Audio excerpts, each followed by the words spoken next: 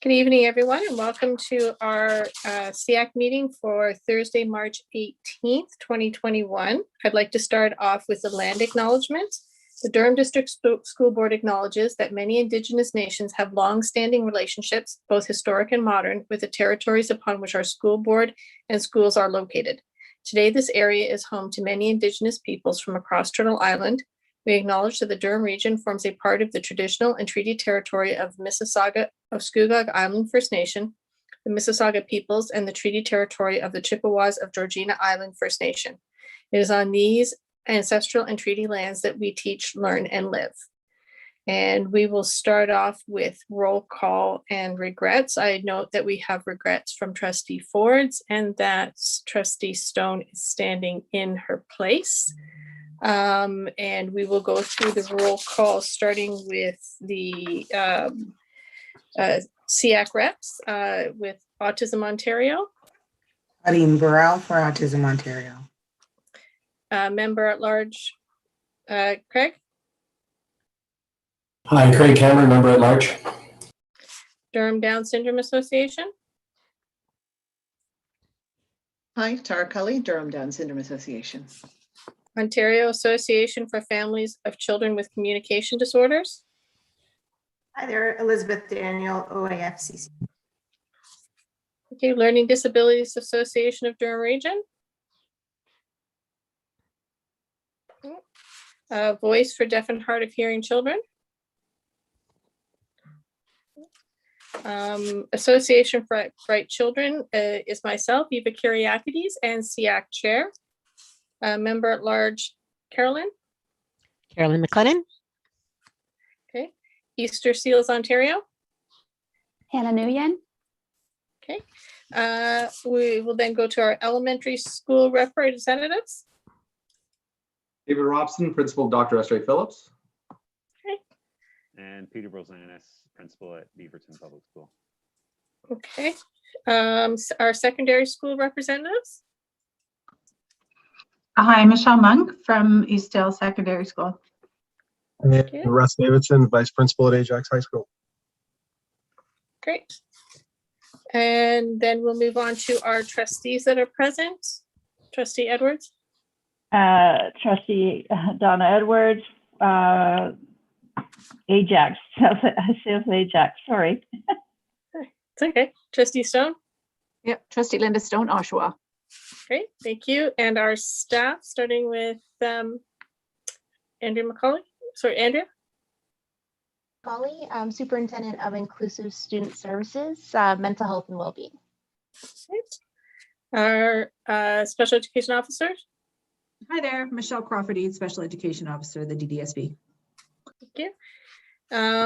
And our Speech and Language Pathologist. Chief of Social Work. Or sorry, Chief of Social Work. I'm sorry. That's okay. Hi, I'm Carolyn Usher and I head up the social work team. I'll take the speech and language though. That's all right. Okay. And I think I hit everybody. Eva, and we're just this is Lisa's first official meeting as well. So that's right. If so, individuals can Lisa. Sorry. I'm sure you've noticed. But thank you. Sorry for the miscommunication. Oh, that's okay. Welcome, Lisa. Our welcome. Thank new you. assistant Rebecca. Thank you. I'm excited. Okay. We don't have any extra guests this week. Before we approve the agenda, I'd like to make a motion or have someone make a motion to move our presentation for Diane Kent up to item number 7, just following the approval of the minutes. So we don't have to keep poor Diane on for longer than necessary so she can go enjoy her life, the next phase of her life. Can we get a motion? Tara, seconders? Just a Donna? comment. I was just going to say, just a comment. You could just approve the agenda as revised. That's all. So that could be the motion to move it up. That's all. That's okay. all you need. Okay. All in favor? Okay.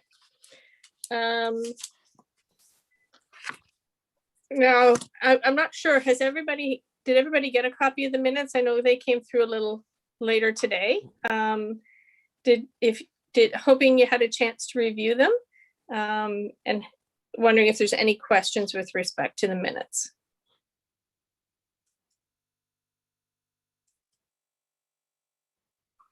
If there's no questions and you guys are comfortable with approving them, can we get a motion to approve the minutes from our February 18th meeting?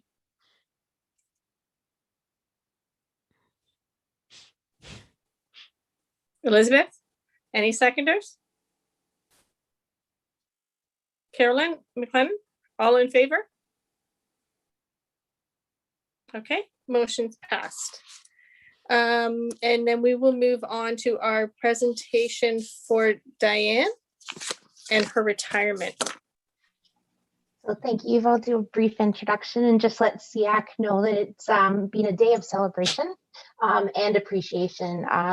Just as transitions are important for our kids and essential in how we practice, Diane has been exceptional in supporting transition for her role, as we know that her role touches all aspects of our department. So honoring Diane's wishes for a subtle and quieter retirement, we've made a collection and donated or dropped it off to Diane in terms of support for future travel that she and Steve are looking forward to, as well as empowering a dinner in to celebrate and walks and Tim's pickups in the meantime. Team members contributed to Diane in a word or two.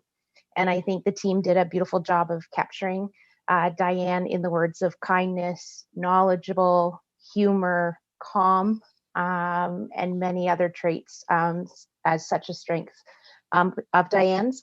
As well, 3 members of our team who are part of an organization in our board as Managers Council had put forth a nomination for Diane, and Diane is the recipient of the Education Center Award of Excellence for the month as well, noting all of her current strengths and the commitment in a number of departments, but most certainly in the time as a member of special education and inclusive student services too. So just lots of appreciation coming your way, Diane. You're such a special individual, and it's with our thanks.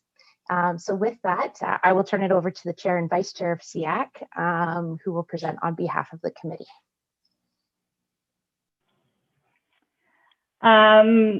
When I heard that Diane was retiring, my first thing is always, oh no, but I know she has every right to retire and that she's going to have more time to focus on her family and travel, what she loves doing. So, but when Diane came to SEAC, I mean, in the role of and supporting SEAC, all the traits that Andrea talked about, she's very capable, very helpful, generous, and a very caring person. And she's seen a lot of superintendents come through their roles, and but she's always been very professional, ensuring that the support continues for SEAC, and she's just just very well respected by everyone. And I know that retirees say that they're busier when they retire. They have no time to do everything, but I know that with her organizational and management skills, that she'll probably accomplish everything that she set out to do and even more. I just want to thank you for being you and supporting SEAC over the years, and that you will truly greatly be missed. But we wish you all the best in your retirement and your travels.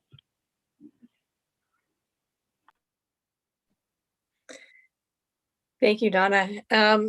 Diane, I have to say on a personal level, I want you to know from one admin assistant to another, your mad skills in organization and turnaround have astounded me. And I've been an admin assistant for 28 years, so I know how hard that can be sometimes, especially when you assist more than one person. So I have been in wonder. As SEAC chair, I'd really truly like to appreciate or to say to give you my appreciation for your support and your knowledge and guidance over the last few years as chair. It's been invaluable, and anything I've ever needed from you or asked you to help me with, you have, and it's been fantastic. You are truly the quiet sort of mastermind that's held us all together in many ways. And on behalf of all SEAC members, we want to thank you for your dedication to SEAC, because that's been pretty clear over the years that I've known you. And you know, despite knowing you'll have left us in good hands, because we know you will have. You know, with Lisa, we will miss you greatly. But we wish you all the best in your retirement, and you know, may it be long, healthy, and happy. Most of all, happy, and enjoy. Thank you for everything. So I think just in honor of that, and Diane has something that was dropped off to her, recognizing dedication to students with special education needs and to SEAC as well. So Diane, I think you have it with you, right? Just so that other SEAC, you're going to get a glare. So Silver Tray, just noting that absolute high professionalism and dedication to what I consider the best kids in the system. I know they're all rock stars, but ours really are rock stars. So thank you, Diane. And I don't know if you wanted to say anything before you head out to wine time. I think for SEAC members, this is actually Diane's day that she transitions to retirement. So I think it's quite poetic that it ends with this group. Oh, I just wanted to say thank you so much for the gift. And I really enjoyed my 21 years that I worked for the Durham District School Board. 14 of those years were with Inclusive Student Services and with SEAC. And from that, I take away some very special memories and friendships. So thank you again. And you're in amazing hands with Lisa Roy. Thank you. Thank you, Diane.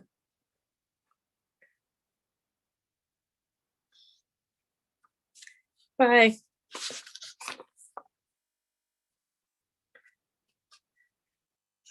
Okay. Following that, I don't know how we top that tonight, but we will move on to our Inclusive Students Services Report, and Andrea is going to start that off. Thank you. So we have Carolyn and Michelle tag teaming the report this evening. Carolyn will explain why she's leading the presentation this afternoon, or this evening, sorry, and then Michelle will give the overview. Carolyn, do you want me to pop up the PowerPoint, or do you want it left for now?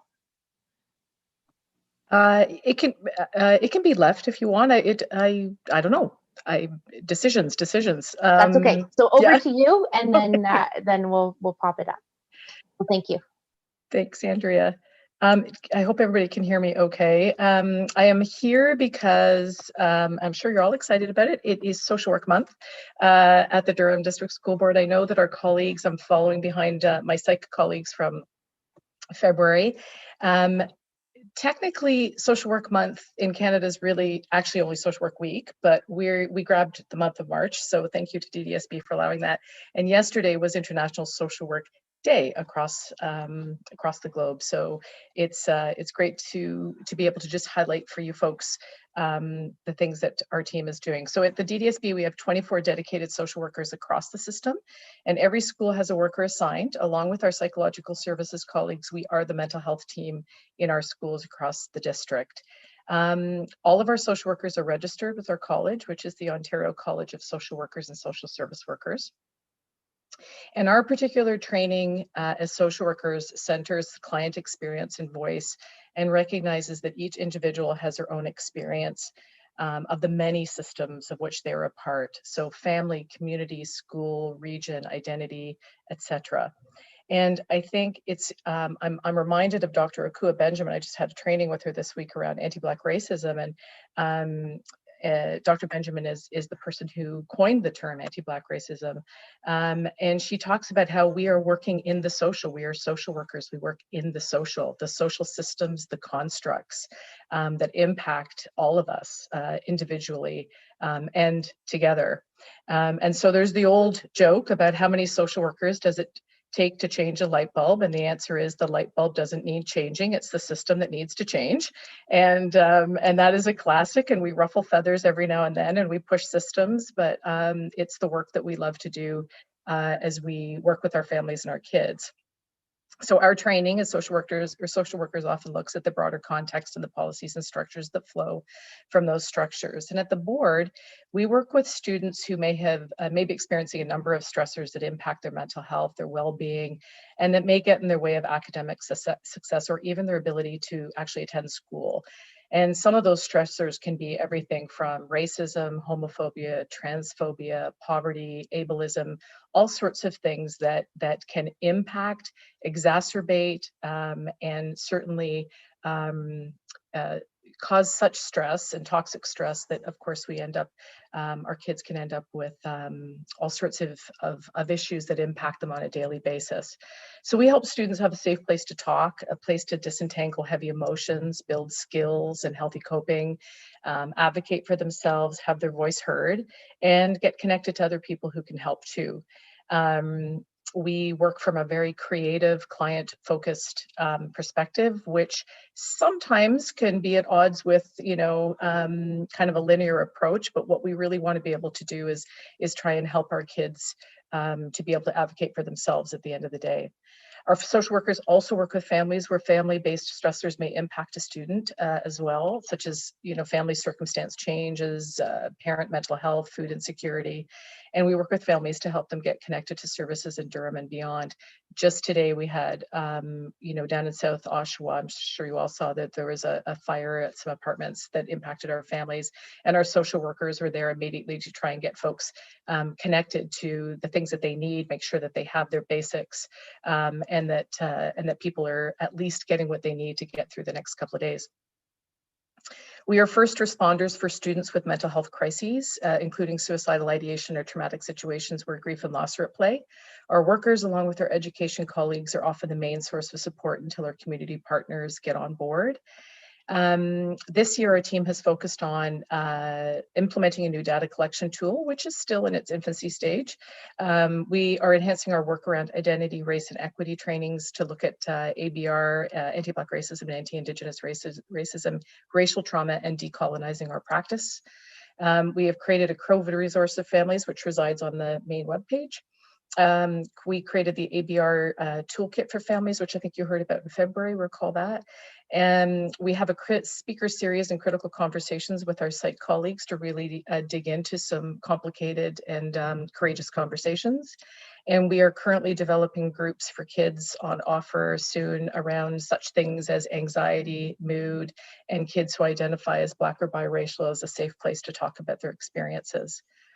This year, a quick data grab comparing referrals for this time period and last time period from last year seems to show that our volume has almost doubled from last year. The need is really great. And if 1 in 5 kids struggle with mental health, we really aren't getting to those 1 in 5 even in our system. So there's always need for resources. This year, we're seeing specifically an increase in anxiety-related issues, increase reporting from kids about low mood, worry, isolation, fear, increased substance use concerns, loss of connection to school community, and disengagement from school. Parental stress, no surprise for any of us who are parents in the system and also working in it. It's been tough, right? And then we're also seeing kids who, and I think this has been talked about a lot in the media and other places, that our stress has gone up because of COVID and all the changes, but our regular places where we can go to blow off that steam don't exist anymore. But even for some of our kids, the kids who may shine in other parts of their life, where maybe academics or school isn't their place to shine, but they have a safe place where they can go, whether it's sports or you know, a community activity or dance or whatever, they don't have that right now. So that sort of sense of personal identity and what makes them shine is also a loss. So there's a kind of a general feeling of grief and loss across the system. And then of course our other pieces are that our baselines have changed. You know, we used to be able to say, well, if your youth is in the room more, if they're online more, if they're gaming more, if they're not really connecting with you the same way, that might be an indication of some mental health problems. Well, that's kind of what's happening now, because we don't really have those same baselines anymore to really look at. So we have been really supporting families to kind of at least land for them what may be problematic, but what may be totally normal for their youth and their kids around connection and what they may be struggling with. And also just saying it's okay to not get it all done. It's okay this week to maybe just pick a couple of activities that your grade 1 student is going to do online this week, because we can't do everything. We can't be everything to everyone. So that's really us in a nutshell. It was a quick run through. Told you a funny joke about social workers. Folks can get in touch with us through their school directly, or they can connect with us directly through the mental health button that's on our main webpage. And that's all I have for you. Thank you. Eva, would you like us to pause there, and then Michelle will pick up the rest? Yeah, that's perfect. Thank you.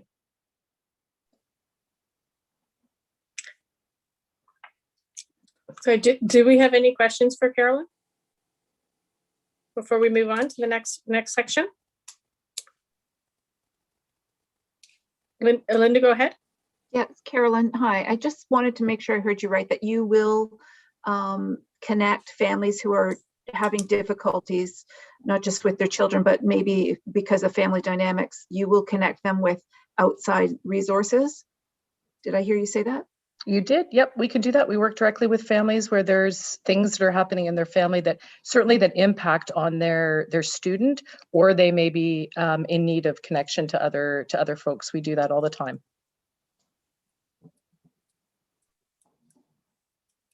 Okay. Do we have any other questions before Michelle takes over for the second part of the presentation? Okay, thank you so much, Carolyn. Appreciate it.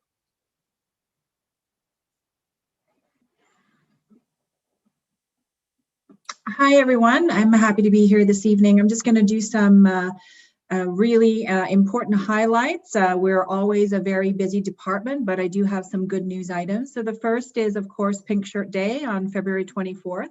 Although it was different this year as we could not support in person, we did support virtually, and across the system, our schools did various activities online that they posted via social media. So we were able to do that.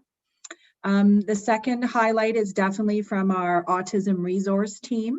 Our autism resource team, along with some teachers across our system, completed the STAR online system training, which teaches children critical skills and uses the ABA-based strategies for the purpose of starting a after-school program. It was very well, we had a large uptake on it, and later this month, we're hoping to have the after-school program launched. Our SLPs are just as busy, our speech language pathologists, where they're initiating their story time again. This is starting tomorrow, March 19th. So each Friday at 2 p.m. via YouTube, they will be doing a live reading of children's books. Very excited about that. The fourth good news item is our therapeutic rec program with our partners of the Ability Center. Cohort 2 schools are currently participating in virtual therapeutic recreation provided by the Ability Center, and we are in our planning stages for Cohort 3. And how it works is classes are invited in their own dedicated session 2 times a week with a full cohort session that occurs every Friday. To provide more information for families and caregivers on March 31st via virtually, there will be an information session about the foundations and benefits of the therapeutic recreation. And I'm not sure if we provided that link, but I'll make sure that we have that available to members of SEAC. And one last item we would definitely like to highlight is a change to the mandatory self-screening for students and staff.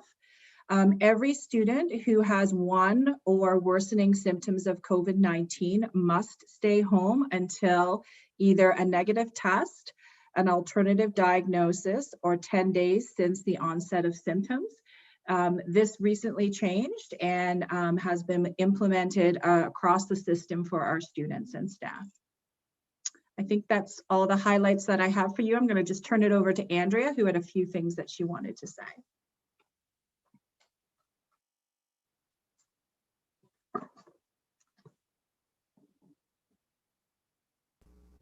You're muted. Sorry, John, and my stop share. If that, there we go. Just a couple things. You'll see within the report the aerosol generating medical procedures. So we do flag a dissonance between Public Health Ontario and updated guidance from Hospital for Sick Kids. So we provide that information for SEAC.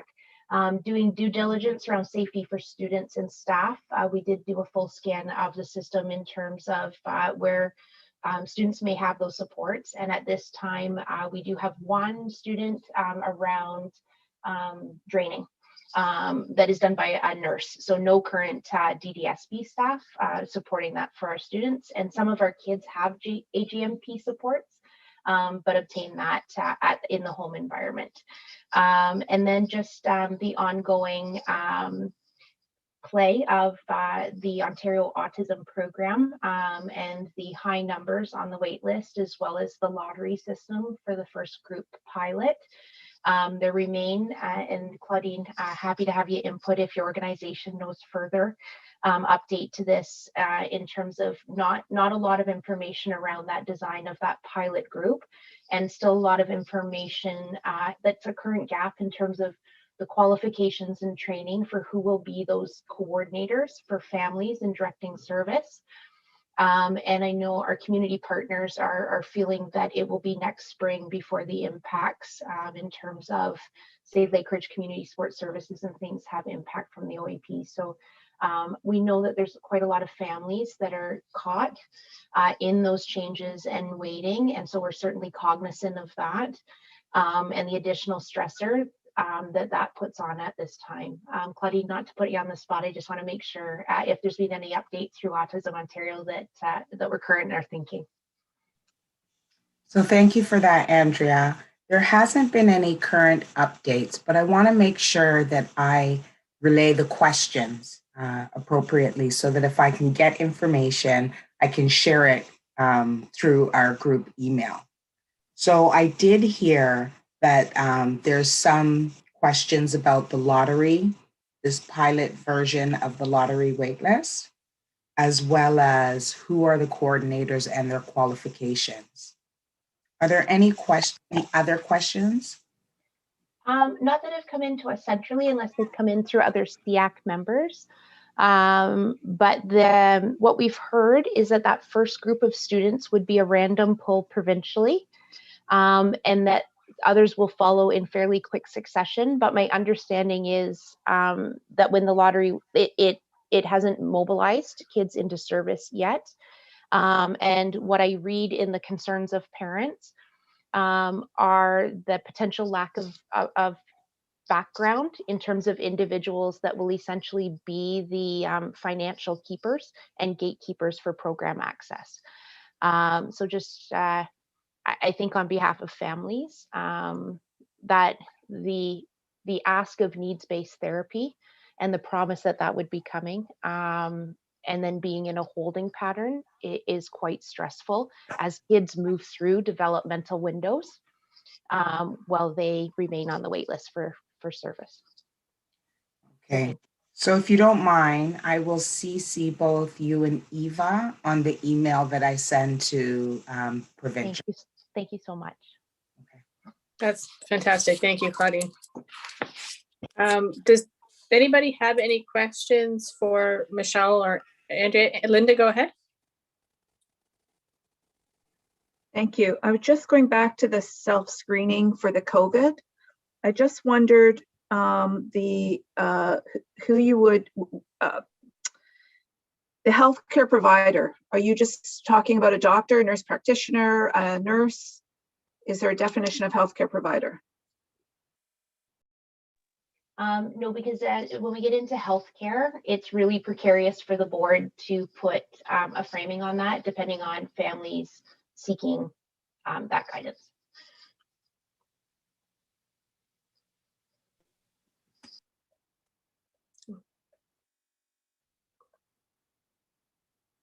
Are there any other questions for Andrea or Michelle with respect to the Inclusive Student Services report? Elizabeth? It was just a comment to follow up on the last question. I believe that communicating a diagnosis is a controlled act, so there's only certain healthcare professionals that are allowed to do that. Okay. Okay. Are there any other questions with respect to that, the report? No? Okay. Then we will move on to our staff reports, beginning with Andrea. Sorry, and we're fairly brief this evening. So we begin with students as the inspiration for our future and absolutely the heart of our current in education. And even though this year continues to bring its ups and downs and challenges and opportunities, there is inspiration in all corners of the district, fostering that sense of resiliency. And I would say that voice is a central tenet to all of that. So we think of our students who through technology are now able to express their thoughts and knowledge, to student voices elevated in conversations that are centering on human rights. And then a narrative that a principal was sharing today in terms of family voice, as schools continue to examine structures such as SEAC, and making sure that there's representative voice of communities and present there, and shared a lovely quote in terms of a parent who he had encouraged to be part of the SEAC, who said, "Thank you for the invitation. I'm finding my voice this year, and I will have my voice moving into the fall, and will still be there to influence decision making," which is great. So in all that, there is much to celebrate. We also recognize, though, that as we pass through the 1-year anniversary of COVID, as Carolyn was speaking to, there's also significant challenges, which include spikes to adolescent mental health needs. And we've heard from our health partners as well, an increase in infant injuries coming in through Emerge, which is an indicator and symptomatic of family stress as well. So we just are doing a lot of thinking around that in terms of how we can be proactive and responsive in the service needs of our students and our families. Planning at this time, I kind of talk about 3 phases. So now, next, and later when we plan. And so our now in the immediate of this week that was originally scheduled as March break. So kudos to our schools who have leveraged resources such as the well-being tools from School Mental Health Ontario, and really engaged in activities that are supporting around focus on connection and community building. So lots of information that schools have been sharing out through mechanisms such as Twitter and things like that. We had asked schools to focus away from assessment this week and on to student well-being and that community building and connection, knowing that both for families, students, and staff, that this week would feel different with that move and transition. And I think, and credit to Michelle too, as well, for a conversation earlier this week where we said, I'm not sure it's so much around the move of the March break, but that 1-year anniversary mark that we're moving through with COVID, that just has the system feeling a little different this week. And so we're just cognizant of that. Our plans for next is that our teams are beginning to plan for opportunities for summer programming.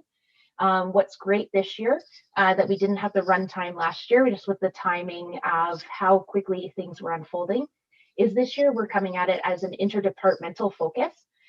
with reach out to our community partners. So we're looking at options for both learning and mental health supports for July and August. The ministry has flagged that there will be a summer learning grant, and similar to last year, that learning and mental health sitting together. So we do know that that will be coming. Have advocated to ask if we can have it quite soon in the spring so we can do a thorough job of planning. And we look forward to receiving those details and then bringing some draft plans for SEAC's feedback as well, which we didn't have the time within the cycle last year, but are hoping to do so this year. As well, in that now, next, later, the later part is our planning for the 21-22 school year, which is well underway.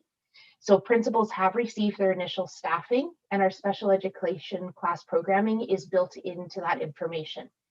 So some of the factors that were influencing decisions for our kind of footprint of special education program classes for September is the housing growth in the region, most significantly in North Ajax Pickering, North Oshawa, and then up where Pete is principal, significant growth up in Beaverton as well, just influencing shifts that way.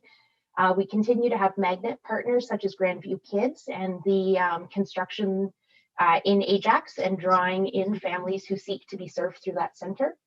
And then we also have service partners such as Stewart Homes, who focus service on children and youth with medical complexities who need a residential setting. They continue to expand within Durham region. And there's a good partnership there where they're communicating early with us because basically each residence is about a class or class and a half equivalency for us. So in our changes from our current programs to September programs, there's a net increase of 6 special education classrooms at this time. So a few of our schools are shifting away from, and we're closing a few of our school support programs where the students in that family of schools can have their needs met in other placements, including regular class placement, due to factors such as an increase in the adoption of technology that's infused in learning programs, kind of that universal design. As we see that move up, our students, we have another cohort that can kind of move into that most inclusive setting. And really the big change is the addition of 1 additional developmental program class, and then the opening of quite a few practical learning programs. So kids requiring literacy, numeracy, and that life skills, as well as work education in secondary, opening those programs so that there's a soft landing point for the students. Most significantly, we have a large cohort of grade 8s in Oshawa, moving up into grade 9 with a significant cohort remaining for their with us until 21. And that's created that, and Michelle and Kyla have navigated that beautifully with the team. So we're just in the midst of consultation and staffing as well around some additional dollars from provincial bargaining. So with the provincial agreements, we have student support dollars that are focused on staffing and include the focused intention, including supports for students with special education needs. So we're just looking at how we're mobilizing that in the most impactful way, direct service to kids. And we'll bring you that information. And then just an ask of SEAC, our team will soon commence updates on the special education plan. And so we'd like to circulate a direct link to the document on the board's website and just seek your feedback if there's anything you feel that we're currently missing that would be important to communicate in that document. So then we'll just conclude with this continues to be a challenging year for families, staff, and our students. So what is strong within that is a commitment to community, each other, and continuing to move human rights and equity to the center. And that's always with keeping our children and youth at the core. So that's our administrative report for March 2021. Great. Questions, Donna? I see your hand up. I'm just wondering, Andrea, is that I know at a provincial level there's been talk about the possible increase of a 5th year of students wanting to come back for a 5th year because of COVID, and not having the ability to get some of the optional credits or just even some of the credits. I'm just wondering, has there been any discussion around, because I know a lot of our students stay until their 21st birthday, but I'm just wondering if there's any discussion about allowing that just to push a little bit early, because usually, you know, if somebody's birthday is in basically is in December, they're not allowed to continue that 5th year. I'm just wondering if there's been discussion on that. So I think, and then Michelle jump in as well. There's a difference between our students who do that kind of 7 years in secondary and our students who do the 4th year looking for a 5th. So in terms of our students that stay with us till 21, because of the work of roles such as Sade's as a transition counselor and things that have been moved in the system, most of the kids are starting, because that was a gap for us, right, in terms of the really thorough long run at transition planning, starting kind of grade 10, grade 11 in terms of that 5-year push. But so most of the kids, the conversations that I've been involved haven't been around our kids that stay with 7 years, moving to adult services.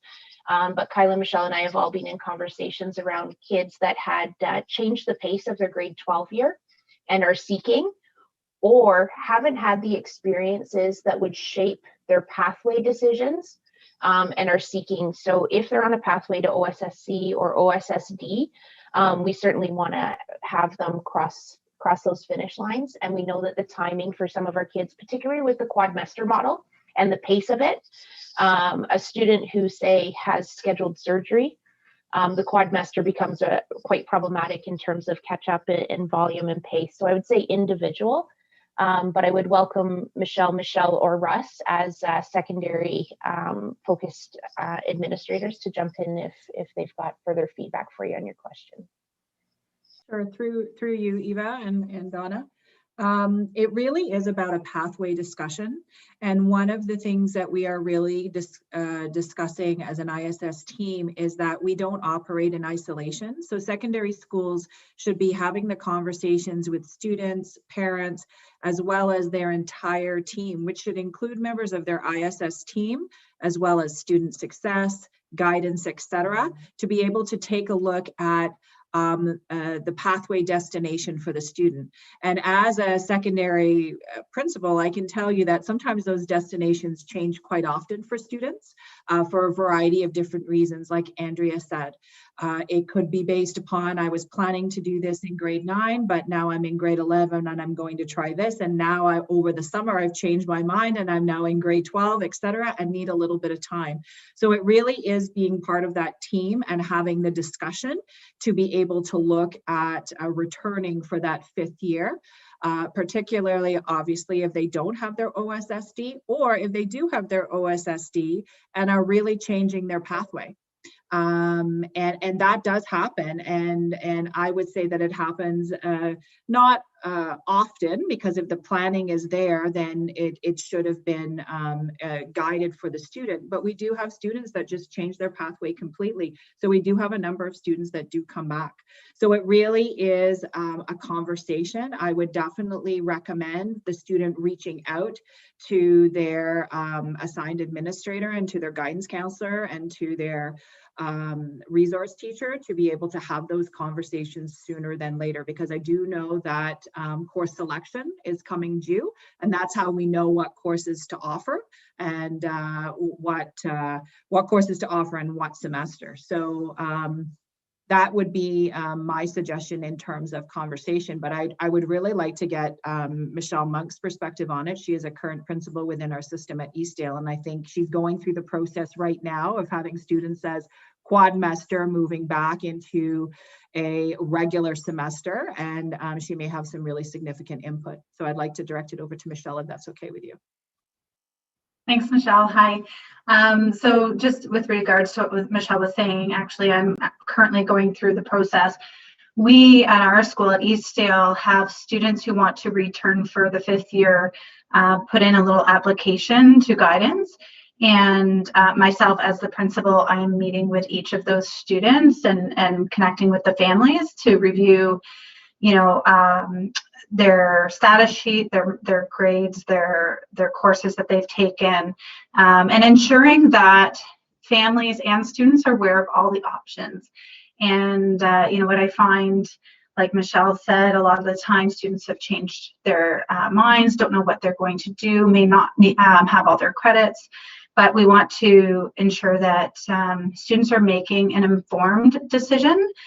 Sometimes students just stick with what is comfortable for them, and that's why they want to stay and come back, but there's lots of other opportunities out there, and I think that's an important piece that our teams, both guidance, our CERT, the parents, myself, the BPs, all are able to offer information to the families and to the students that are going to support their decisions, so that they know all of the opportunities that are out there and that they make the best decision for them. So we do that in collaboration with the parent, and we're going through that process right now.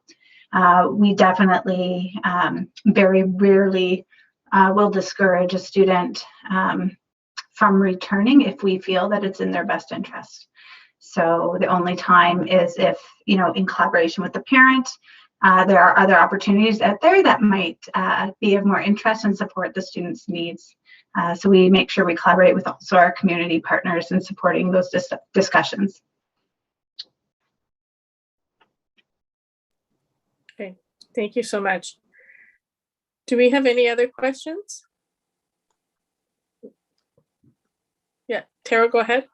Yeah, this one's sort of out of left field. The budget for the next year. Do we have any data? No information at this, sorry, through you, Eva. No information at this time, unless it's coming through other channels. Gotcha. Okay.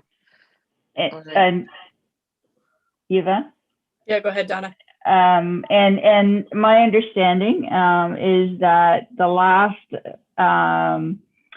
I guess, comments that the minister has made at a provincial level to trustees is that they are fighting hard to get the GSN released in April.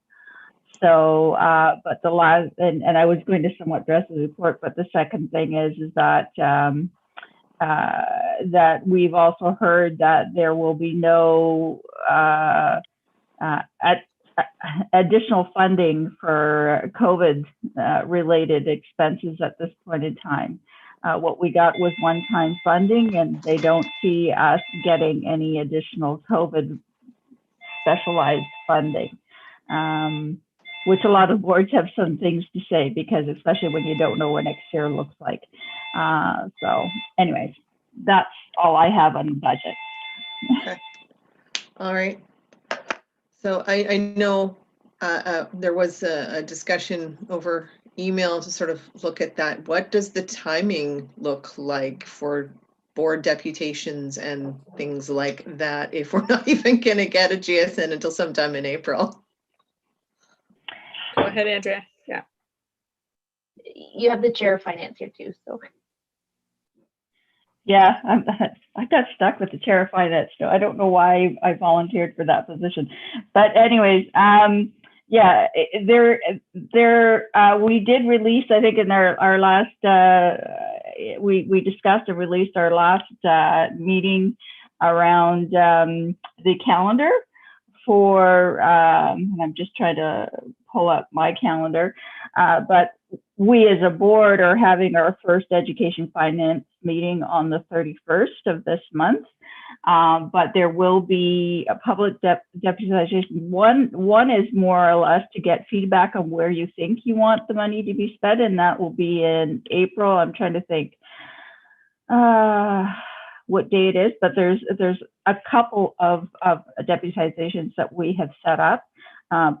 They're in the previous report, so I haven't pulled them up. So there will be opportunity, but again, they are based on what, when the information is sent out. They always give us sort of the overall general numbers first, and then the GSN technical paper comes out, right? So, but most boards at this point in time, we're starting our process. We're counting on the numbers minus the the priority funding to be the same, and we're counting on our enrollment numbers to be the same. So that's what we're starting off as a basis to proceed until we get information from the ministry. Great. Thank you, Donna.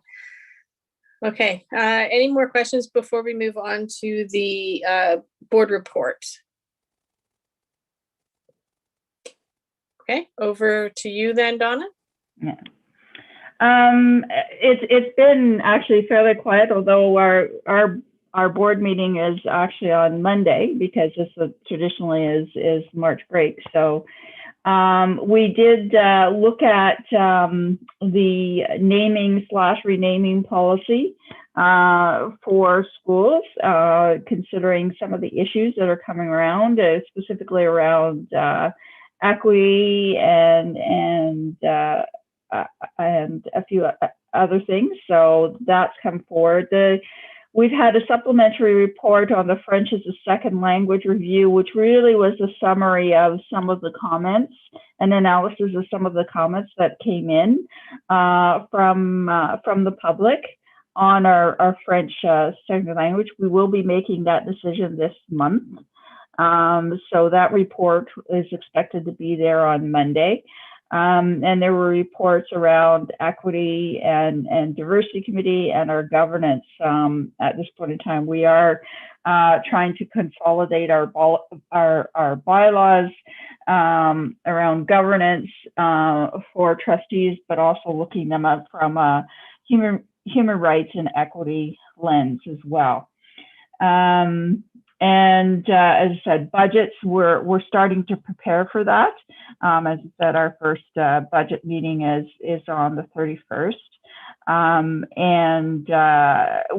we have a lot of unknowns because we don't know what next year looks like. We're being told that it's supposed to be as normal, back to normal, but then there is still the option around for parents at this point in time to choose online learning. And considering, I mean, generally across the province, there's about 30% of the kids that are in online learning, and in Ajax in particular, it's 40% of the kids are online learning. So it's kind of hard to plan from that perspective. So my understanding is that there is supposed to be an announcement a little bit sometime soon or about what next year it looks like, but they have been asking feedback. Our huge concern, though, is around budget because of the fact that we received, I think it was something like $28-some million of additional funding, COVID relief funding, if you wish, priority funding. And we've spent that pretty much in its entirety and more. And in particular around technology. We received little for around technology, yet we spent quite a bit on technology because of costs. We spend, believe it or not, about $30,000 a month on Wi-Fi devices just to ensure that students have access to online learning. So across the province, it's a huge issue when we heard that we were not going to get some additional funding when we don't know what next year looks like. So it's going to be tough. We will be looking for input from everybody. And as well as I said, our French as a second language review, the decision is supposed to be made at the board meeting on Monday. And that's another huge push as far as that's concerned, because the growth of French immersion is really high. And we've had concerns in the community where the English population is being moved out of their local schools. So we have to look at that, and plus the shortage of French teachers that we have. So I think that's my report. Great, thank you. Are there any questions for Donna with respect to the board report? Okay, fantastic. Then we'll move on to our open discussion period, which we sort of continued over from last meeting with regards to building relationships for open communication around IEPs. And I know that Diane had circulated I'm forgetting what it's called now, a link for us to all enter in our ideas, and a Jamboard, that's it. And unfortunately, I know for me, I couldn't get into it because I'm having issues with my email on other devices, but I'm not sure if anybody else did. Eva, Go ahead, Andrea. Eva, with apologies, I think we were leading the administrator's presentation into that discussion, sequencing it over a couple months. Okay. And the school leaders had committed to, I mean, they've done a beautiful job of bringing information from their schools and across the system, just in terms of the school perspective. And then the Jamboard discussion for this evening, but really leading into next month as well, was my understanding. Sorry. Okay, so I'm not sure sort of where we go from here. So I guess the Jamboard for this evening. I think we've just skipped number 9 in the agenda. Oh, number 9 in the agenda. Sorry, the presentations for. Correct. Oh, sorry. My apologies. Yes, you're right. Sorry, I had circled things. That's okay. Okay, so let's head back to number 9 for the building relationships for open communication. Sorry, with our presenters. Sorry, thank you. So thank you through you, Chair. Just want to thank our administrator reps. So what we do in Durham is our administrators have strong associations in elementary and secondary as supports, collegial support. And then our commitment as a senior team is we meet with reps as portfolios. So that's how the administrators that you see on screen this evening come to be, and part of the commitment is support for SEAC and the learning from you as members as well. So in the discussion last month, we had talked about really looking at open communication, and I think it was Rowan that led us into that discussion in terms of how do we really foster open communication. And I think this really sits alongside just in general about when we put voice and equity and making sure that decisions are with families and that there's authentic consultation and with student voice as well being really important. So I just want to lead the presentation by saying thank you to our administrators, because I know it was in connection with each other and with colleagues from across the system that they bring this to you. We're going to start in the sequence that kids move through the system and start with our elementary administrators and then move through our grade 8, grade 9 transition. So we welcome Rob and Dave, and then that'll flow into Michelle and Russ. Excellent. Thank you for having us tonight. I'm going to attempt to share my screen because usually it's a Google Doc, but I will try and pull up our presentation. And that is not what I want. That is better. Excellent. So again, thank you for having us tonight to speak with you about fostering partnerships and facilitating and building relationships through the IPRC process. My name is David Robson. I'm going to start off and talk a little bit about the process before IPRCs and what we do to facilitate those relationships. Peter Bozanis is going to talk a little about the IPRC process at elementary school itself.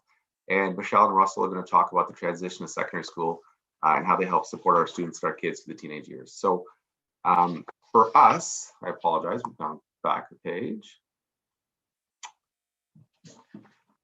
For us, for me, it's about relationships, communication, and relationships again.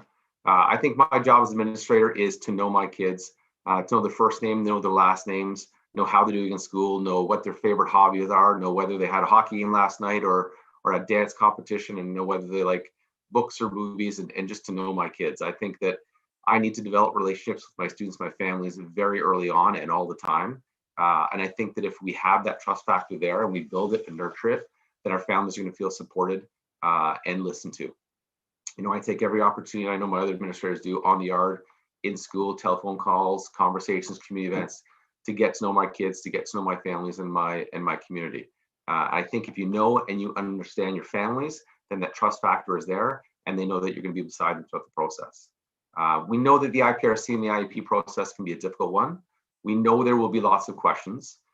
We know that for most families, this is the first time they're going to go through something like this. And we know that for many of our families, this represents a change and a change for our kids. Our role is to be there to support them, to lighten the load with our students and our parents, and to be there as partners throughout the process.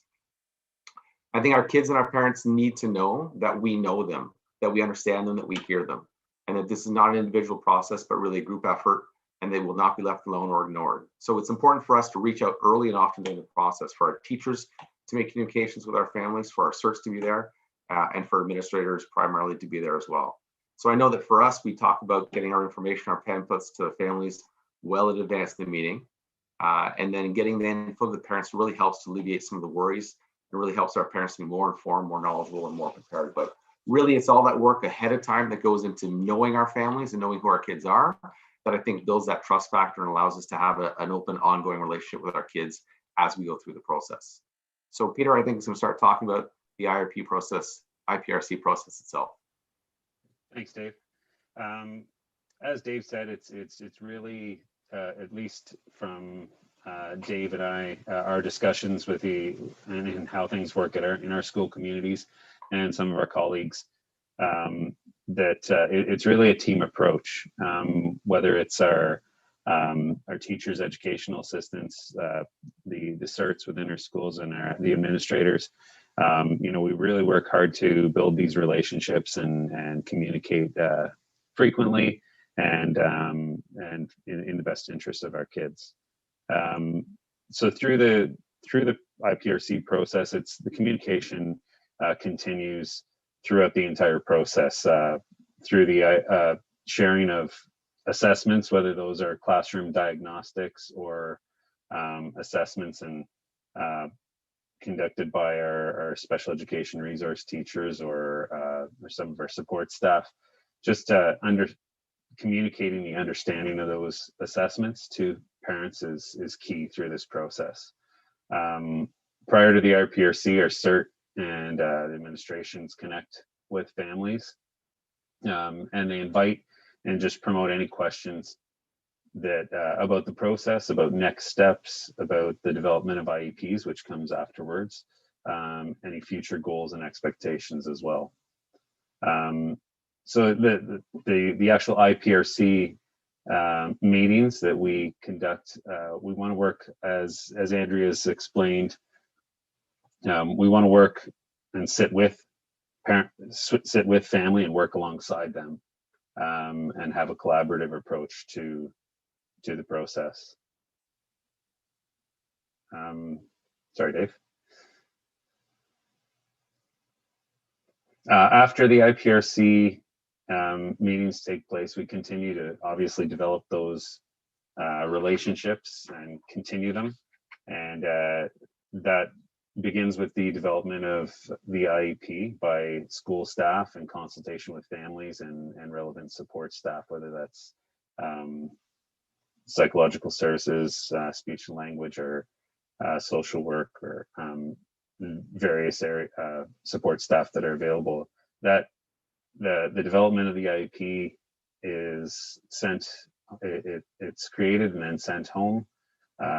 We encourage and ask for feedback, and we also provide any updates that may happen throughout that process, throughout developing that IEP.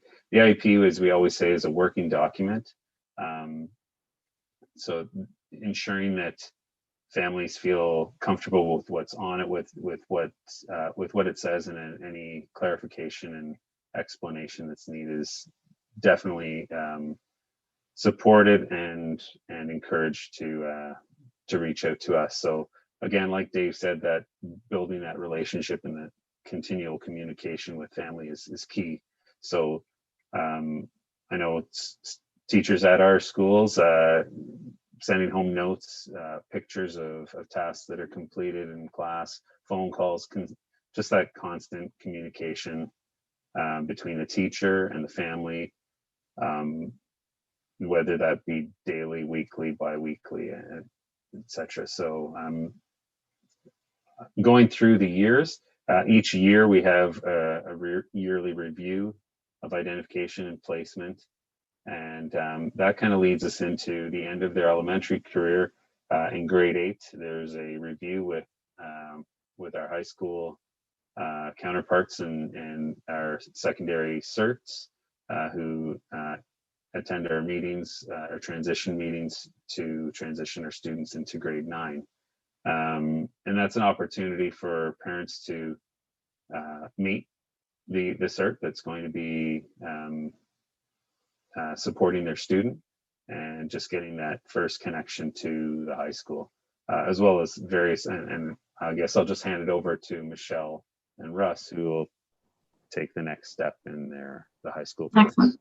Thanks, Peter. Yeah, so I think that it's really important that there's that overlap for supporting that transition. That initial contact with the CERT at those grade 8 RIPRCs is really a valuable start to that transition, because we do recognize at the secondary level how overwhelming coming to secondary school can be. And in order to build those trusting relationships where parents feel safe, we need to help them to overcome all of these barriers. So secondary, you know, the idea of just the sheer size of a secondary school, there's typically a lot more staff involved in the child's education. Those students in regular stream, for example, have potentially 8 different teachers throughout their first year in grade 9, in addition to the CERT, EAs, you know, guidance, VPs. There's so many people, and the building itself is larger. There's sometimes that pressure or that uncertainty from parents when they come to high school as to, you know, how much involvement should I have when it comes to secondary? There's some trepidation around being too involved, you know, but we really encourage and want parents to be involved throughout the whole process. The more involved parents are, the more we see students being successful. And so we, you know, work really hard to help to overcome these barriers. So moving to the next slide, how we do that definitely is with that grade 8 transition. So whether we're inviting the students, Dave, if you don't mind flipping the slides, that would be awesome. So if, you know, in the grade 8, we have the CERT come, they are going to be your go-to person for all students with identification. Special education resource teacher, depending on the size of the school, there may be more than one. But typically they will dedicate themselves to a specific group of students to ensure that there's consistency in support and a consistent go-to for families. And so the CERT will communicate with the feeder schools and the intermediate teachers to our intermediate certs to be able to create those connections, understand and get to know the students before they transition. And invite those families and students to schools, whether depending on the school. Some schools do full tours. I know a lot of virtual tours were created over this past year, virtual introductions. And there's a lot of flexibility around the way that we meet especially over the past year, there's been a lot of growth in transitioning to be able to have virtual meetings or the phone call meetings, depending on what the parent is able to access and prefers. So looking at this, when they come to the high school to develop the relationships, there are different people that do get involved in the students' transition. And again, we really hope that that main connection is with the CERT. And then there will be a connection with guidance, potentially the vice principal. If they're in a small class placement, a lot of the time, the relationship and the communication moves to the classroom teacher. So the primary contact and the trust really builds with the classroom teacher when they're in a small class placement. So, and then there's all the other partners as well that are involved in that transition. So there's school teams, itinerant resources as well, and community partnerships and advocates. We encourage and invite and welcome if families are struggling with being able to articulate or communicate their needs, as well as to understand some of the information from the school. So I feel that everyone that I've worked with only wants to do the best job that they can to support the student, and we are open to collaborating, and we see it as a necessary partnership for the success for everybody. So we just would like for you as our community partners to, when you're connecting and communicating with parents and families, to really encourage them to connect with us in the schools, and not be afraid to reach out to the vice principal or principal or CERT, any one of us, and ask any question. If they ever are feeling uncertain about something, just let them know not to be afraid to ask, and we will do our best to support and provide answers. And if they're still not satisfied with how the response was, or we will continue to work hard and collaborate. And I think that that's the important thing to encourage, is that communication. And if there are language barriers and other things, we will seek out the translators or somebody who can do the sign language or whatever is needed to support that communication. Russ?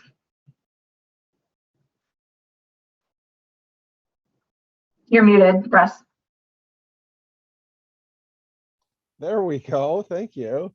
When we talk about that transition from elementary to secondary, ultimately, our goal is that the transition process is going to create some bridges from the program that the student has gone through during their elementary time, and support into what the secondary school is going to look like. And we try to relieve as much anxiety and create plans and programs that we can access in the secondary setting that will parallel what has happened in the elementary setting. And this initial IPRC process is going to introduce some of the key people, especially the CERT, but then talking about the roles of guidance, talking about the roles of the vice principal and the classroom teachers to families and to students, so that they are able to start that process of transitioning for secondary school. So with the CERT taking the lead on these things, some of the things that we offer, depending on the schools, can be tours. We try to be very flexible with scheduling our IPRCs and connecting with our elementary partners, so that families and the high school team can be available on those calls.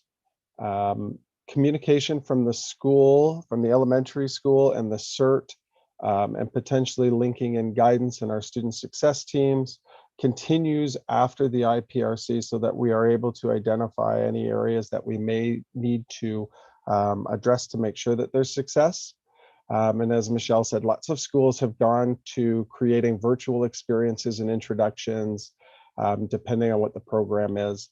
And we really do, especially with some of our higher needs transitions, try to individualize that process for each of our students, so that they are getting the things that they need in order to ease the anxiety and the transition into high school. Next slide, please. As we talk about communicating, it is so important to remember that your CERT is a valuable connection into the high school placement. Your small class teachers, if it's a small class placement, will take on that role of a key communicator with families, making sure that all of the information with agencies as well is communicated. Regular classes, it's important that you communicate with your individual teachers for any subject specific issues, including assessments or including accommodations, so that they are able to speak to the specific things. And then you would also loop in the CERT, if there are any issues about accommodations, any concerns. As Michelle said, administration is always a great place to go if you are not sure who the best person to contact is. We welcome and encourage everybody to advocate on behalf of your students. Please ask the questions and we will make sure that they get answered. Another great source of information is school websites. If you look under the staff directory, or various schools have department directories. And important to remember that guidance counselors can assist with pathway planning. So mapping out the courses over the 4-year cycle and well-being and support, they are your key go-to. And so really on this slide, we're just highlighting the key people, recognizing some of the roles that those key people play. And the goal here is just to foster advocacy for the students and for the caregivers. And if your students can come and advocate for their needs, and if the caregivers advocate for their needs, then we are going to be able to support them better. So that clear line of communication is so important. Next slide, please. Thank you.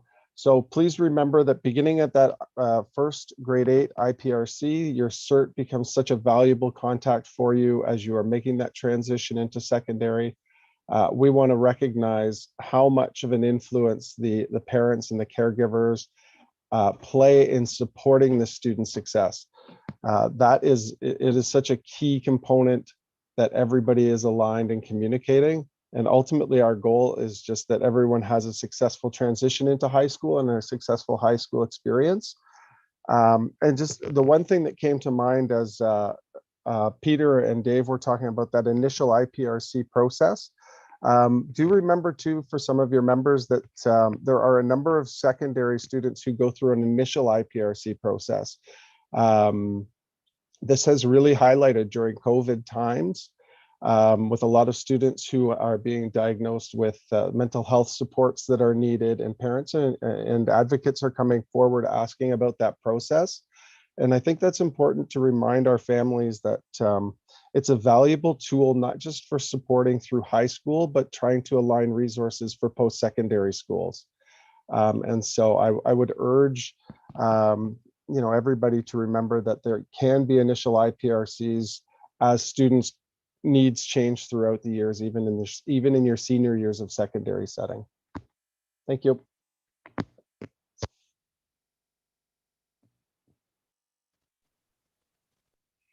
Okay, thank you so much.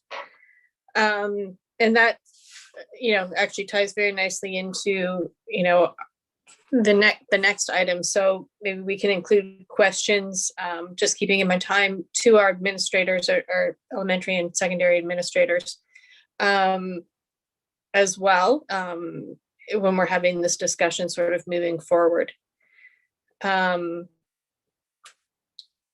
Did anybody get a chance to take a look at the Jamboard?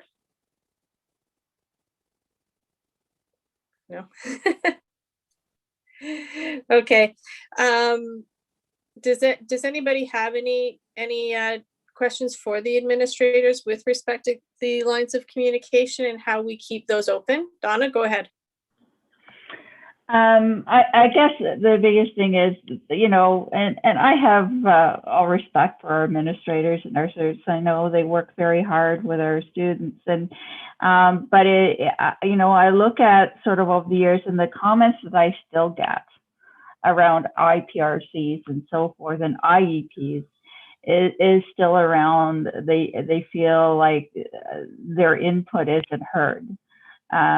Or it's not being followed, and that's the biggest issue. And to me, just recently we dealt with, an assessment was supposed to be done, and staff changed in the school. So all of a sudden, the assessment and where that stood and so forth was totally lost, and so. Here you are in March, and the administrative staff has changed, and they still didn't know, like they haven't followed up on assessments. And so if you're getting to know your staff, so I'm just trying to figure out is that, how do we ensure that people follow up on the IEPs and the IPRCs, ensure that so that the parents know that that you are approachable. Because I guess the first thing is that if somebody comes and talks and says, well, I didn't know that there was something in there, well, and understanding it, in September, if the person has just arrived in September, understand that. But when you're talking, almost, in March, and somebody says, well, where does this stand? And then you're saying they don't feel like you're getting to know them. So I'm just the follow-up on that is that how do we ensure the follow-up? Because and then the second thing is we have a huge increase, and across the province I've heard it, where parents do not want to go through an IPRC process. They don't want to identify themselves because they feel that it's still a label, and that seems to be a trend. So how do administrators actually, it's not necessarily push for a label, but ensuring and informing the parents that eventually it's going to be really key, especially when you get to high school and secondary, like post-secondary, because if you don't have that identified and those things in there, very difficult sometimes to get access in post-secondary. So it's kind of two parts. Donna, I can speak to the second part, the post-secondary transition, because it's a conversation that I've had quite frequently in recent times, again, just around supporting mental health and well-being, students who are, beyond grade 9, so into senior years, grade 11, 12 potentially.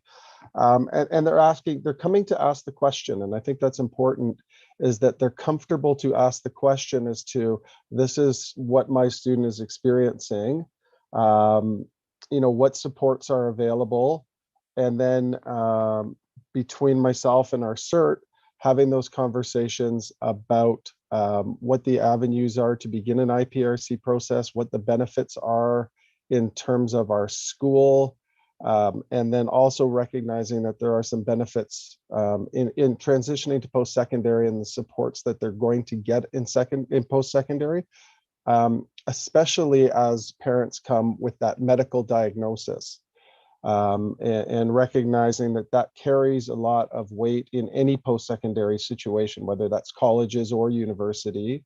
And then, because a lot of our families don't know those pathways as they're leaving high school, giving them the tools to advocate and where they're going to go to advocate on whatever campus they may go to, if it's a post-secondary college or university or a CICE program, whatever it's going to be. But making sure that they have that contact information and having our CERT follow up to make sure that that contact is made so that they are able to start that process. And, it's important to recognize that it's a different ministry that governs the post-secondary. So there is not a direct correlation to the IEP, but oftentimes schools will want to know what worked for students in the secondary setting so that they can try to provide a parallel program in the post-secondary. So that's sort of, I got question 2.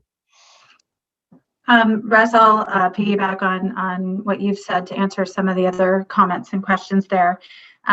With respect to communication, there are pitfalls, and I don't know, elementary, how much, with your staff turnover, but in secondary, there is often situations where there are staff changes. And I have seen it where things unfortunately get lost in the shuffle, and we absolutely don't want that to happen. I don't think anybody would ever intentionally have that happen. So it's a matter of, us continuing to establish proper systems within our schools. That's work that we are always trying to do, but also ensuring that there's multiple people engaged in the conversations, and reinforcing with parents that it's okay to follow up. You're not bothering us, you're not bugging us. Please follow up, check in. I'm just wondering about this assessment, or I'm concerned that my child's not getting the appropriate supports, or whatever it is, a check-in, and we will follow up right away and make sure that we can rectify any issues. As well, with regards to the inclusive environment, I think that's work that's been ongoing for years that we are still working towards, whether it's culturally relevant responsive pedagogy, inclusion for special education needs.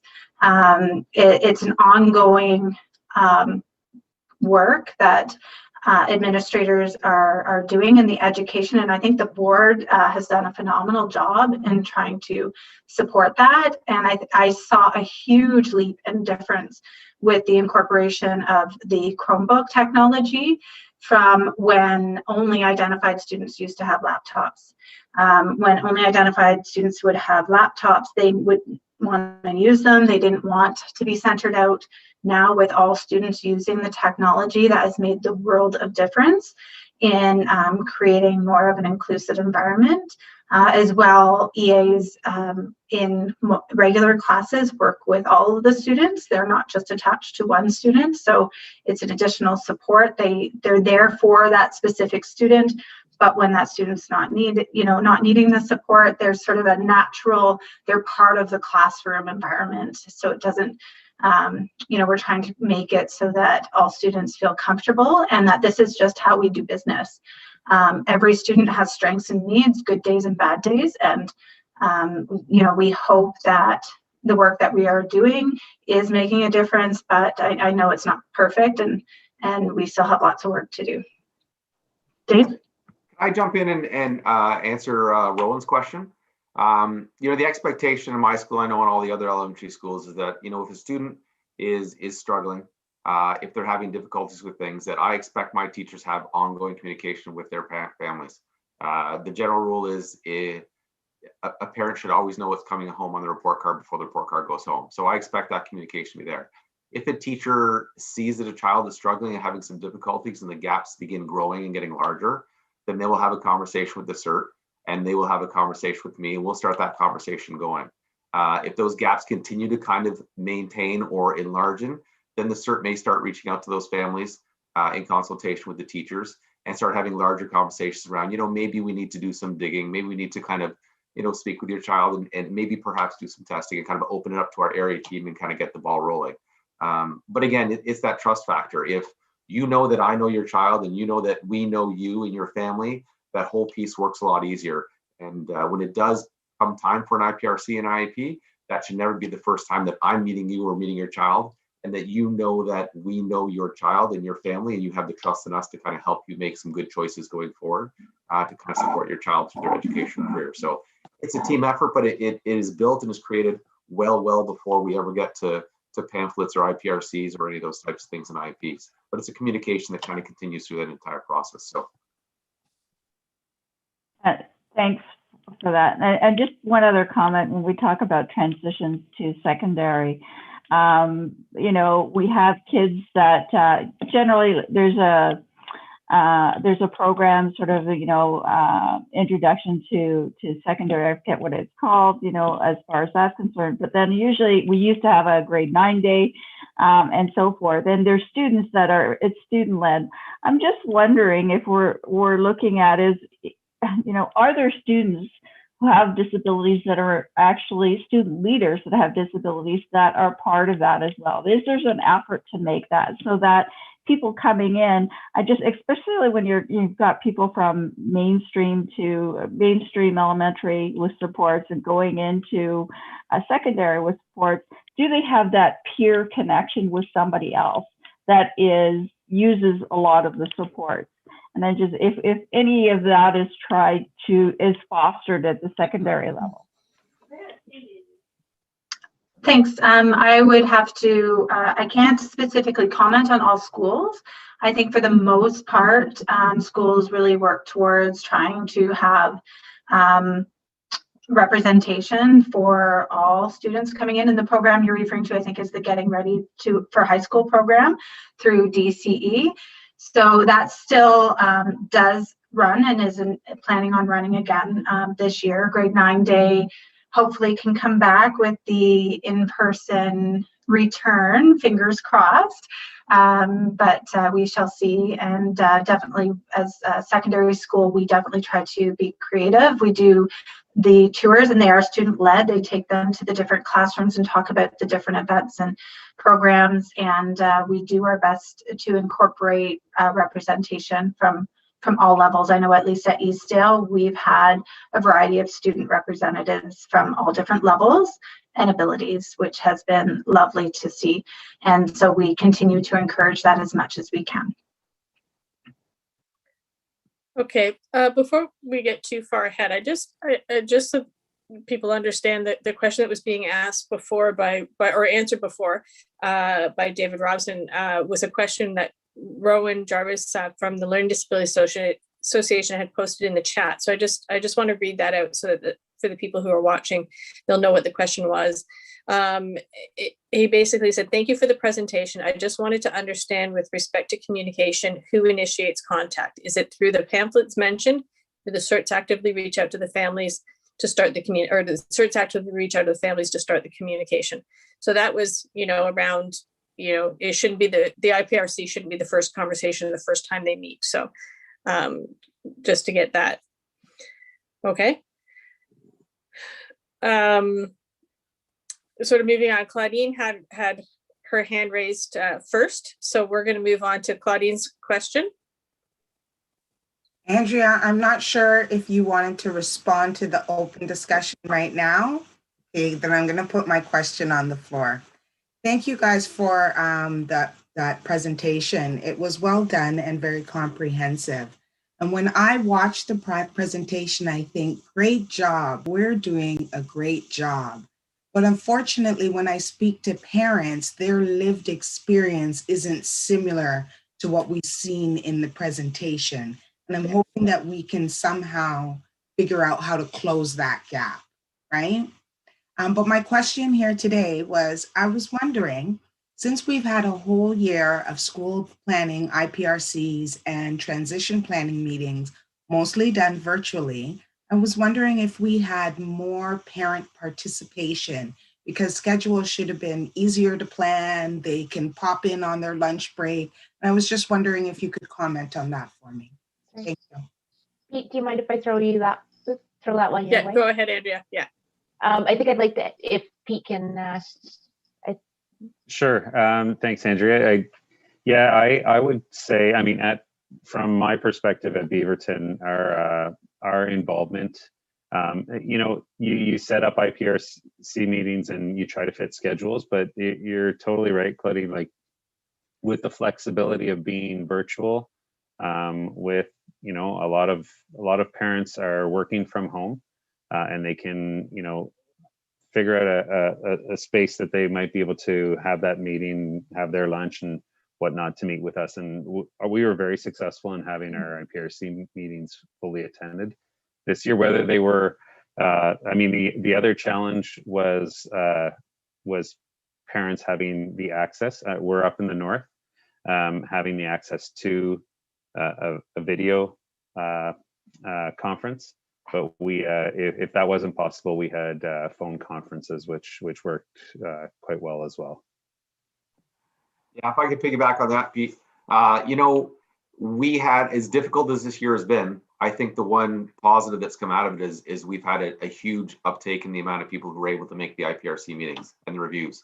Whereas normally we might have had 50 or 60%, we probably had 90 or 95% of parents able to join us. And it was great to see them all, because that's the big time of the year where we really get to sit down and have some one-to-one time with them. So, that's been a great boon to us, and maybe we can kind of continue to facilitate those video conversations as we go forward, because it is a lot easier for parents, whether they're working or whatnot, to pop out for 50 or 20 minutes as opposed to take a whole afternoon off. So it's been great for us.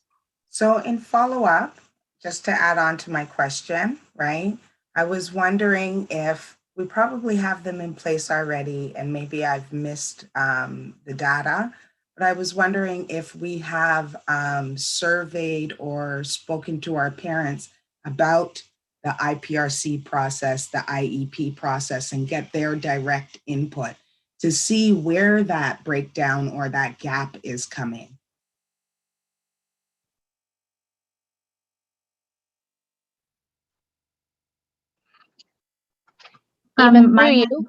Sorry.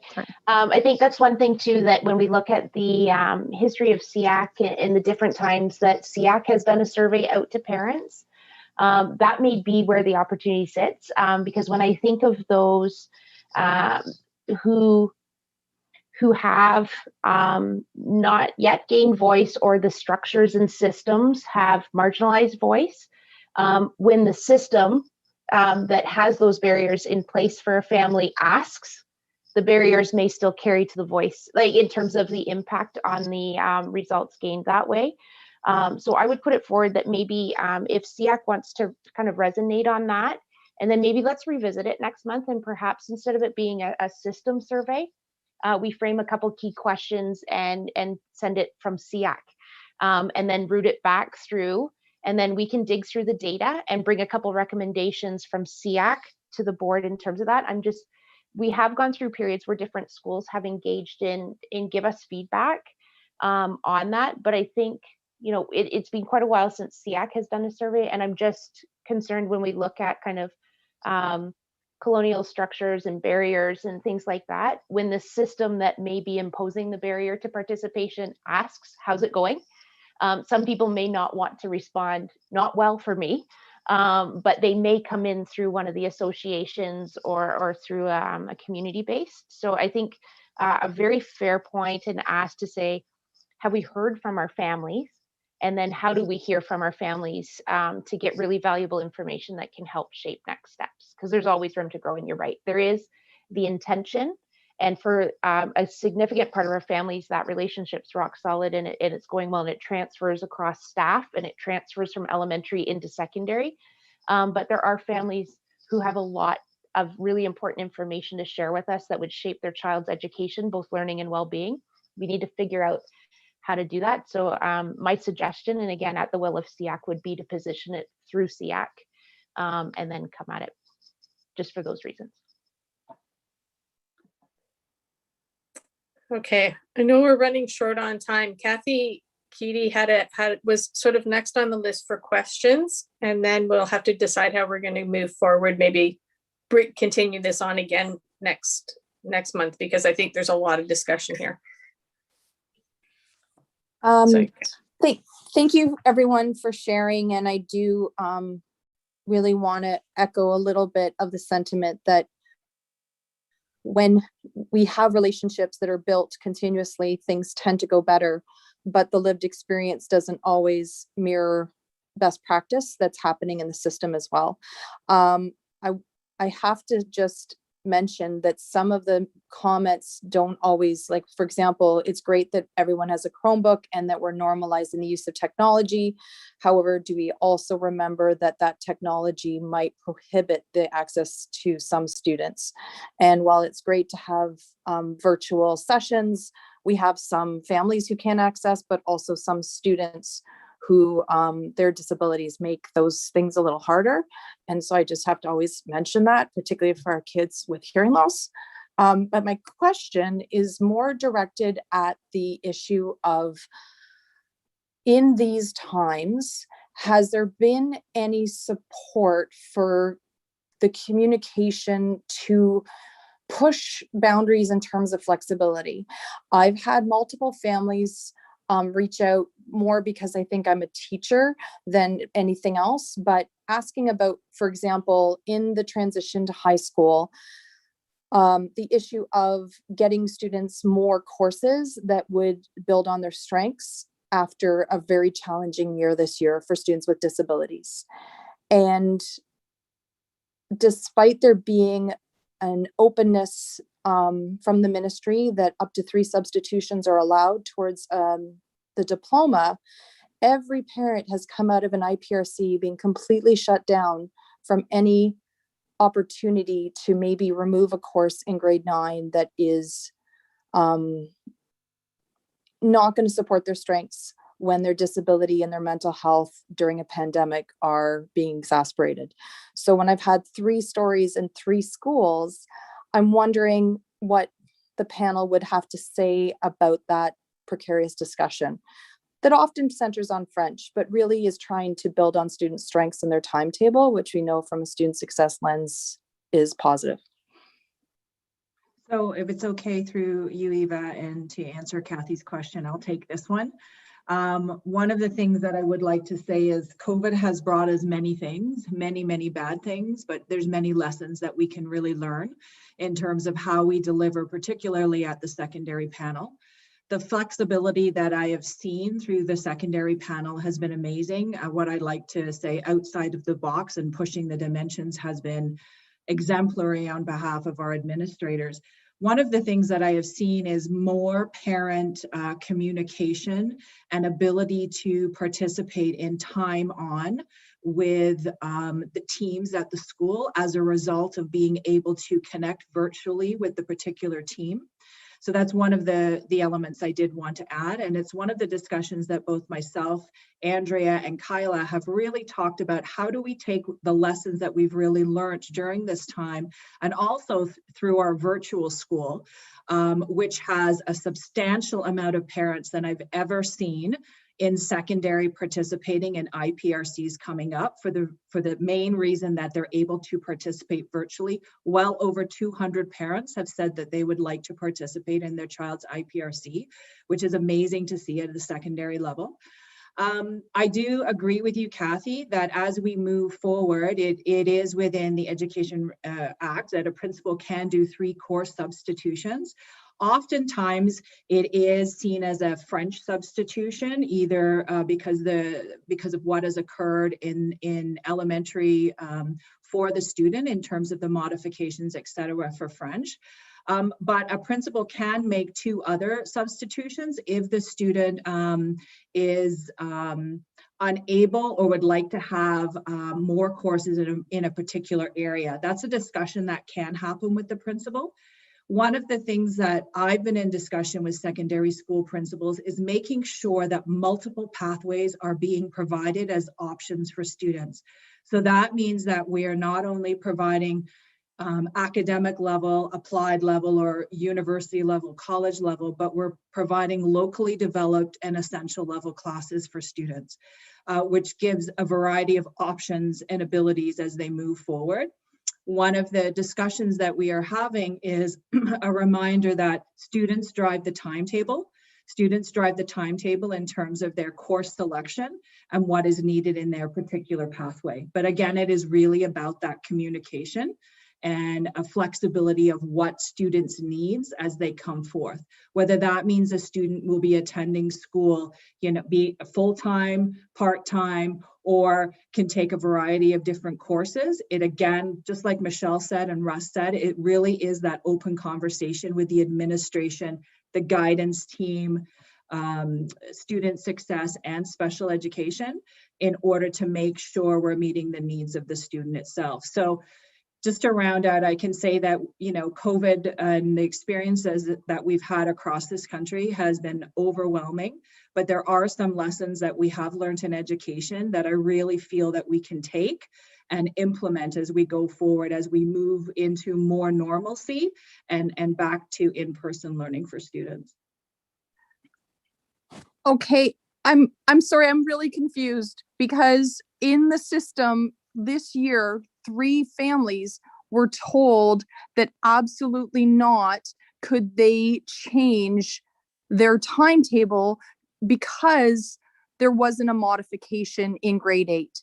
And I guess what I'm trying to reach out to the system is that feedback is telling us that despite, I understand that this is typically how we do things, but we all know we're not in typical. And so I'm just going to leave it at that. But it's interesting how we can be flexible, but why and how we become flexible isn't always translating universally.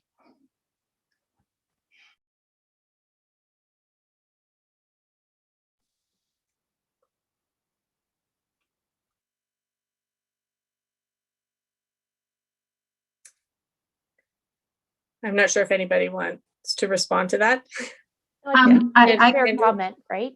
Yeah. Comment as we look at practices and systems, and even just conscientious of you wanting to wrap up that conversation. But I think it's really important, right? Because the experience of one family, or as Kathy said, 2 or 3, can be a signpost for where we need to open up further discussions across practices, so that we've got consistency. And I think some of the other conversations and just thinking, as colleagues had shared, leadership from their schools, and then what Michelle and I bring system-wide is making sure that we're always centering on the student as the systems all move around them, but really that individualization. And I think we've got a lot of room to grow. If I loop back to Donna's comment around different family perspectives and in terms of the IPRC process and things like that. So as we move UDL, that changes it. I think when we look at gap closing and interventions and the changes to pathway to IPRC versus pathway to intervention, one of the things we're engaging in is our intervention tools themselves and how representative and how accessible for our kids on all dimensions that is, right? In terms of you think about what happens when you've got a student, the LLI intervention kits, when you're sitting, it works for some students, and when it works, that's great. But what happens when that's not reflective or it's not moving? What else do we do? And we've got to grow that as a system because we have our certain go-to strategies for gap closing. And then I think of the work of our clinical teams and their questioning in terms of even some of the assessment tools. What are the biases that are built into the tool development itself? So I think as we look at the IPRC and the decision and conversation with the family kind of at the end of that pathway, it's about the interventions and gap closing and understanding the individual student along the way as well. And I think as a system, not just Durham, but education in general, when we look at all of those different steps, we've got a lot of room that we need to really do kind of some internal examination and be moving, because there's some biases and barriers at each step in that process that we need to look at a bit more holistically. And I know that quite a few of the colleges, in terms of our clinical colleges, are starting to have those conversations as well. So I'm quite excited about changes that have been a long time coming. But we have to remember that our kids are in the middle of it, and they're in the middle of a pandemic in the midst of that change as well. And we need to look after our current kids as we start to change systems and impact. So lots of food for thought and really valuable feedback from SEAC tonight. And I just want to thank our administrators as well. We do appreciate that when you have individuals like Michelle, Russ as a former special education head, Dave and Pete on the line too, right? You've got administrators that are here and have moved into a space to hear and listen and learn from you, and that other administrator skill sets that we're growing that system too, right? So as a group of admins, we'll take that back, catch Kylap on the conversation tonight and do some real thinking about how we move some of your feedback this evening forward as well. Okay, thank you, Andrea. You're welcome. I'm really sorry because I know there's other questions and other people that want to speak on this topic, and we're already quite about 40 minutes over schedule for our 20-minute conversation. We've had a much longer one, and we could, I think, talk a good portion of the night. I would ask if Lisa could resend that Jamboard link, and that we all make a real commitment to entering our thoughts and our questions into that Jamboard, so that we can get these answers and have that discussion, continue this discussion, and we can move this forward for our discussion period next month as well, if we like, because I think there's a lot to sort of talk about, but we are going to have to move on just because we've already are well past our scheduled time. The next item on our agenda is the draft letter to Metrolinx with respect to the bus rapid transit project in Whitby and the Whitby corridor. I don't know if everybody's had a chance to review that letter or not. It was sent out a couple of days ago by Lisa for circulation. I'd really like, I think probably the most efficient way to get comments or feedback on that, or like comments on that or changes you think that maybe should be made, is through emailing me directly with those, and then we can get a final version over to Lisa for letterhead and signature. But does anybody have any questions quickly with regards to that letter? No? Okay, so if I could ask you guys to to have the any questions or comments sent to me by sort of Monday. That would be at the latest. That would be great. So I can just sort of finalize it and get it ready to go, because I think it's a really important letter, and I think the sooner we get it out, the better. Okay, moving on then to association reports. I confirm that I did not receive, and I don't believe Lisa received, any administrative or association reports ahead of the meeting. And again, reminder to send anything in writing just ahead of time so we can read them out. The next item on the agenda is the correspondence from the Hastings Prince Edward County School Board. I don't know if everybody's had a chance to read that letter or not, but it's with respect to requesting their local public health to consider vaccinating their special needs students and their small class placements, along with the teacher sort of prioritizing them for vaccination. And I don't know if we as a SEAC want to consider something like that to our local health department. I do know that some of these kids are in sort of very health situations that are risky. Yes, Diane, or Donna, sorry. There's been a recent, at least I've seen it, I don't know if anybody else seen it, but there's been a recent release where it has clarified, as far as vaccinations are concerned, as those people with immune, autoimmune, and also intellectual disabilities and so forth can go and get their vaccination along with the 60 to 69-year-olds, which is in April. So that communication has gone out, and it's been heard. Okay, that's good then. I think then we probably don't need to follow up with our medical officer of health to try and move that forward. Okay. And I guess number 13 is community concerns, which I think is much about what we've been talking about a lot, so with our open discussion. So I think if there's any direct community concerns that sort of didn't relate to our open discussion, maybe this month, just because of timing, we submit those to Lisa and Andrea and myself in writing, and then maybe we can get answers back on those to bring forward to whoever was asking. Okay. And then our number 14 is our celebrations and successes. And just quickly before we sort of open that up to everybody else, I just want to say that our efforts to put ourselves, SEAC, out there more across the board in recognition that, of our existence. The parents as partners have committees reached out to us with respect to submitting a slide for the conference coming up in May. So I'm eagerly awaiting that to fill out, the Google form to fill out, and we will get that back. So SEAC name will be put out, and what we do will be put out there during that conference as well. So that's some good news for us. Does anybody else have any celebrations or successes they want to bring forward right now? It's always nice to end on a good note. Tara, go ahead. I have to apologize that I missed last month's meeting. I was so exhausted. I just completely forgot. Once I realized, like 2 days later, I sent you guys an apology note, but I did have a really good reason. I had no idea what day or time it was.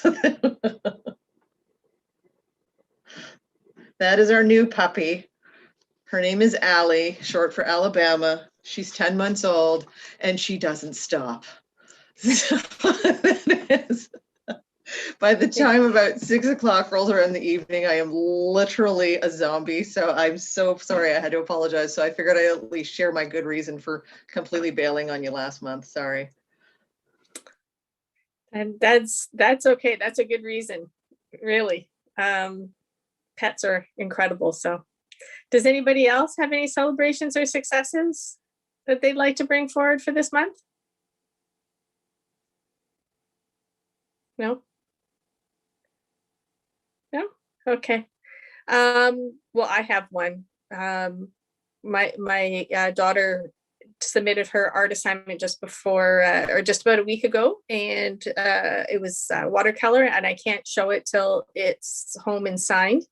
I can't share that, but I will once I have that signature on it. So she so she owns it. But she received 100% on that, and the school offered to buy it. So I'm a bit of a proud mama here. Yeah. So she declined. She's a bit possessive of her artwork, but anyway. So there you have it. So okay, so if we have no more celebrations or successes, our next SEAC meeting is April 8th, 2021, right here on Zoom. And I would ask for a motion for adjournment. Donna, seconded by Tara, all in favor? Okay, thanks everybody. Have a great night. Thank you so much.